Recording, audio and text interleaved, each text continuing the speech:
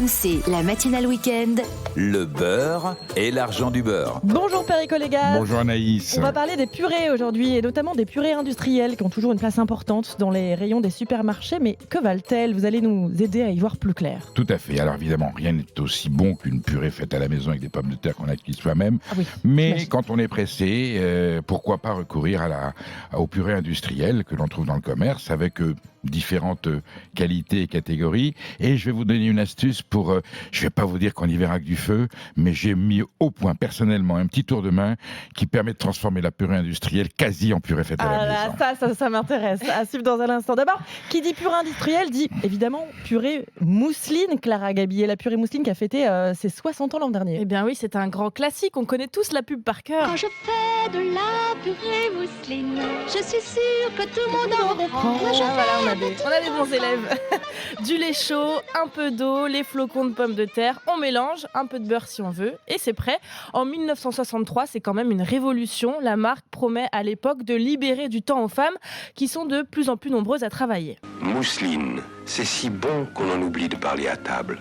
Et ça laisse plus de temps aux mamans pour promener les enfants. Oh là là. Des décennies plus tard, la marque se porte toujours bien. Bon, elle a changé ses slogans quand même. Ouais. Mousseline a 70% de part de marché en France, numéro 1 de la purée en flocons. Et côté ingrédients, on retrouve 99% de pommes de terre françaises, du curcuma, des extraits de romarin et quand même des émulsifiants.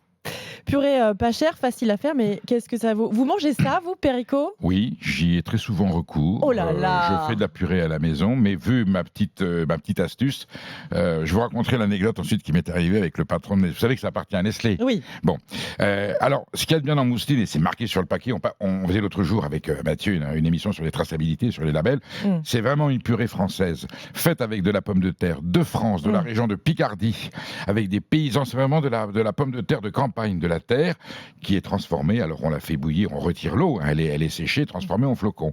Et là, je voudrais dire, le débat sur la grande distribution, c'est parce que, vous voyez, ce paquet que j'ai là devant moi avec mon logo, il coûte 1,49 €.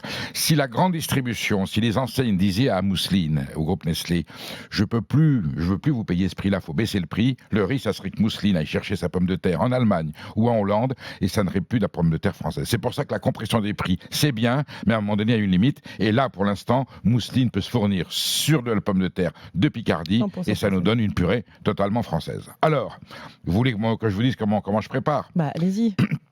On va faire très simple. On va faire une équation. Nous sommes d'accord que la purée en flocons, c'est de la pomme de terre qui a été cuite, qui a été Déshydratée. séchée, voilà, qui a été déshydratée, Ouais. pas lyophilisée, déshydratée, et on a ce flocon qui est de la pomme de terre sans eau. Eh bien, je vais tout simplement refaire ma pomme de terre à la main, c'est-à-dire que je vais mettre dans un récipient mon paquet de purée en flocons, je vais mettre un tout petit peu d'eau jusqu'à avoir une pâte très dure. Je vais malaxer comme une pâte avec laquelle on va faire des choux, vous voyez, et je vais faire avec une grosse cuillère des quenelles qui vont être en fait des pommes de terre reconstituées, Ah mais ouais. bien dures, vous voyez. Et là, je vais le laisser sécher une petite heure pour que... Pas de lait tout de suite.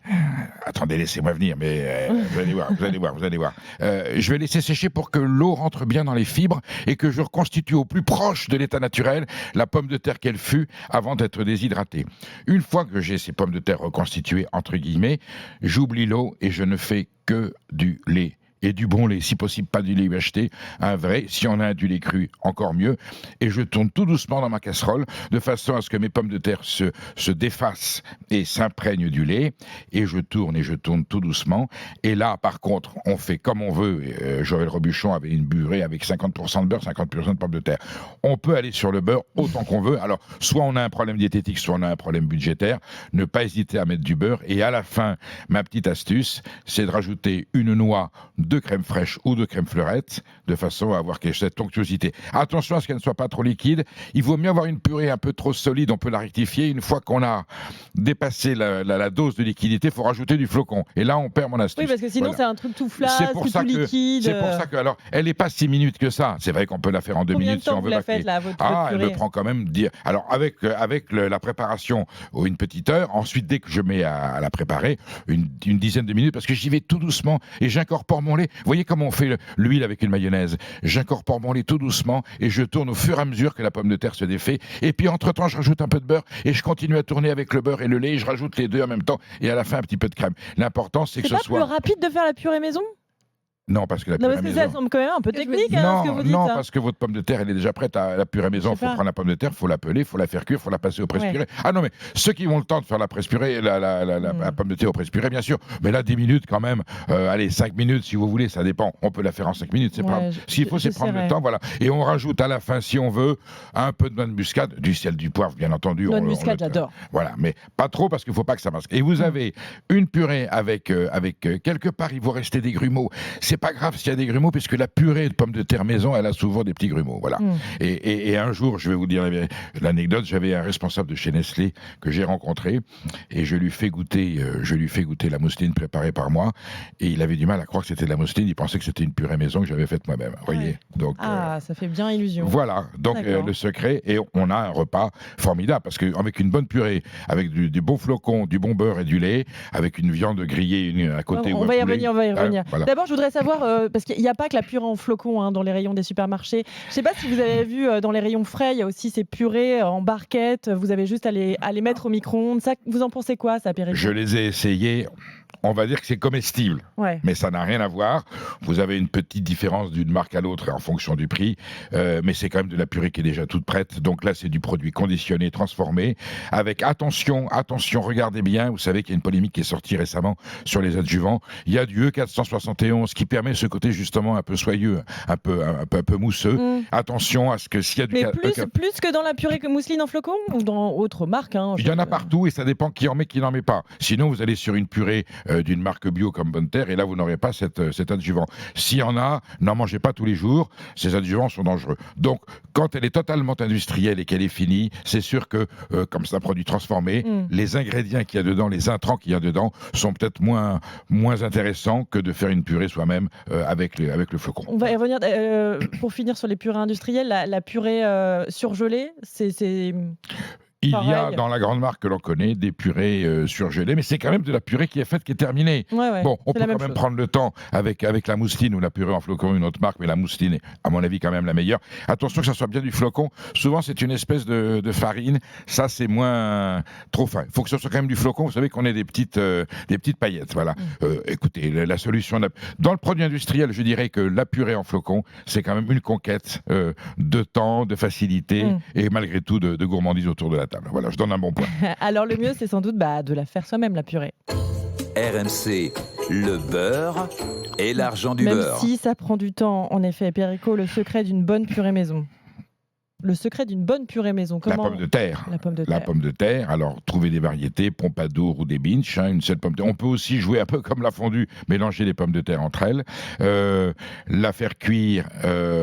avec la peau, ne pas la peler. Et on les pèle après. Ah bon, d'accord. Ah oui, bien sûr, parce que la peau donne quand même, comme quand le poisson, on garde la peau, vous voyez. Alors, c'est sûr qu'il faut la laisser refroidir pour la peler. Vous la pèlerez plus facilement, bien entendu. Oui. Et puis alors, surtout, pas mixer. Vous savez, le presse-purée avec la manivelle, on en trouve partout. Voilà, on presse sa purée. Et là, on peut rajouter l'eau est liée, ce n'est pas la peine. Le problème, c'est que c'est jamais vraiment lisse. Ça fait un écrasé, quoi. Mais il ne faut pas que ça soit lisse, justement. Faut pas que ça soit, comme on dit, il ne faut pas que ça soit cordé. Il ne faut pas que ce soit une espèce de coulis. Il faut qu'il y ait une consistance. S'il y a des petits morceaux de pommes de terre entières à l'intérieur, c'est délicieux. Bon lait, comme je l'ai dit tout à l'heure, bon beurre, un peu de sel. Et là, c'est le régal des enfants avec une aile de poulet ou tout simplement un beefsteak.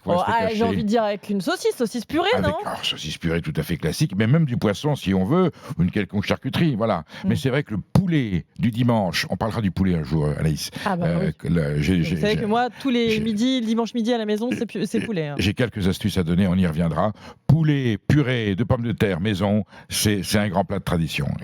Avec de la pomme de terre, mais on peut aussi imaginer avec des carottes, alors avec ensuite du panais. De la purée, mais la purée se décline avec tous les végétaux, carottes, brocolis, navets. En plus, du coup, on peut assaisonner avec un petit peu d'arôme, des épices, mettre un petit peu de vinaigre blanc. Enfin voilà, il y a mis Ça permet de faire goûter des légumes aux enfants. Alors aussi. la Souvent, façon, des fois, c'est plus facile. voilà, comment contourner l'obstacle de l'enfant qui met sa main devant la bouche quand il a des légumes.